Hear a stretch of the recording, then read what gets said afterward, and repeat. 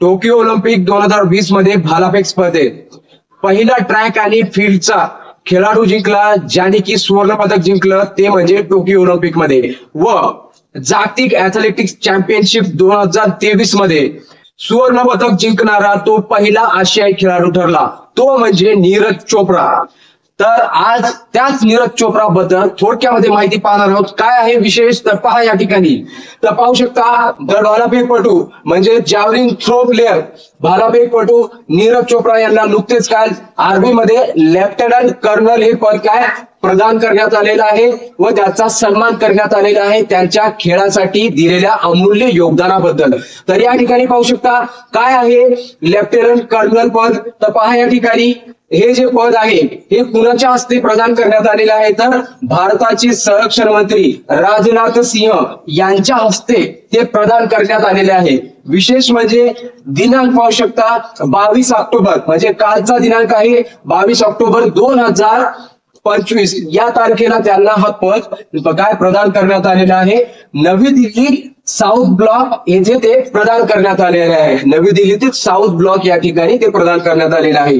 आणि ही जी पदवी आहे कोणती आर्मी मध्ये मानद लेफ्टनंट कर्नल पद जे आहे ही पदवी त्यांना देण्यात आलेली आहे. आणि ही पदवी काय 2016 पासून 16 एप्रिल 2016 पासून काय प्रभावी आहे. लक्षात ठेवा महत्वाचं आहे, चालू घडामोडीमध्ये आपल्याला यावर 100% प्रश्न विचारला जाऊ शकतो. तर पहा नीरज चोप्रा बद्दल आपल्याला थोडक्यामध्ये माहिती पाहूयात. पहा या ठिकाणी नीरज चोप्रा यांच्याबद्दल काय पहा 2016 मध्ये भारतीय सैन्यामध्ये नाईक काय सुभेदार म्हणून त्यांनी काय सेवेमध्ये सामील झाले होते. म्हणजे आर्मी मध्ये त्या भारतीय सैन्य दलामध्ये ते सामील झाले होते 2016 मध्ये भारतीय सैन्यात नाईक सुभेदार म्हणून. तर त्यांना जे मिळालेले आहे पुरस्कार ते पुरस्कार काय आहे तर विशेष पुरस्कार आहेत. लक्षात ठेवा आपल्याला परीक्षेमध्ये यावर आपल्याला प्रश्न विचारला जाऊ शकतो. तर मित्रांनो लक्षपूर्वक व्हिडिओ पहा. तर पहा या ठिकाणी हे जे पुरस्कार आहेत अर्जुन पुरस्कार 2018 मध्ये त्यांना प्रदान करण्यात आलेले आहे.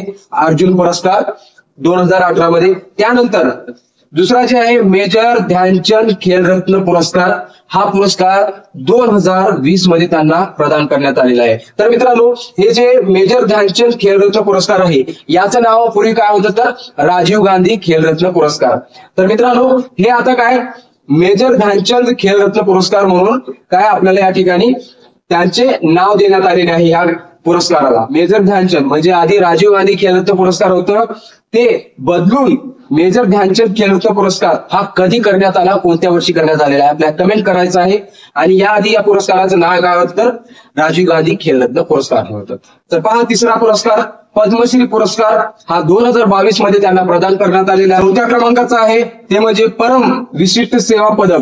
हे जे आहे हे 2022 मध्ये त्यांना प्रदान करण्यात आले होतं. कोणाला लेफ्टनंट कर्नल जे की पदवी मिळालेली आहे कोणाला नीरज चोप्रा यांना. त्याचबरोबर 5व्या क्रमांकाचा पुरस्कार आहे ते म्हणजे विशिष्ट सेवा पदक. हे जे पदक आहे हे 2020 मध्ये त्यांना प्रदान करण्यात आलेले आहे. आपल्याला चालू घडामोडीवर आधारित महत्वपूर्ण म्हणजे या ठिकाणी जे प्रश्न आहेत जे या पुरस्कारावर येतील ते आपल्याला परीक्षेमध्ये नक्की विचारले जाणार. नीरज चोप्रा विषयी आपल्याला यावर अपडेटनुसार आपल्याला परीक्षेमध्ये काय प्रश्न नक्की विचारले जाणार. त्याचबरोबर येणाऱ्या परीक्षेमध्ये आपल्या या पुरस्कारावर आधारित त्याचबरोबर जे नीरज चोप्राला मिळालेली जी मानद पदवी आहे लेफ्टनंट कर्नल यावर सुद्धा आपल्याला परीक्षेमध्ये प्रश्न विचारला जाऊ शकतो. तर कशा पद्धतीने आपल्याला या ठिकाणी अपडेट राहायचं आहे त्यासाठी आपल्या चॅनलला सबस्क्राईब करा, मित्रांना व्हिडिओ शेअर करा आणि अशाच अपडेटसाठी आपल्या चॅनलवर बनून राहा आणि आपल्या व्हिडिओला लाईक करा. भेटूयात पुढच्या व्हिडिओमध्ये. जय हिंद, जय महाराष्ट्र.